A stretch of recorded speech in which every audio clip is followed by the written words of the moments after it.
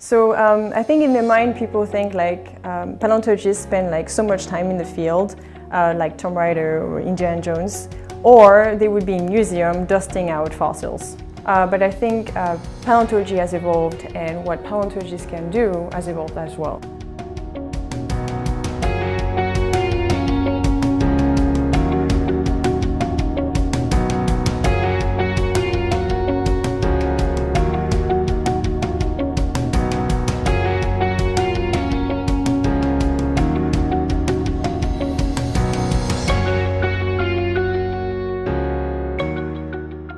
The 3D models of the brain are really important in my research.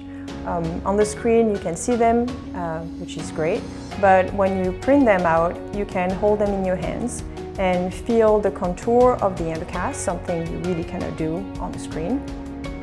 So I think paleontologists would have loved to have this technology because it really helps us to recreate those endocasts. And this is something we can really do with any specimens from any museum collections around the world.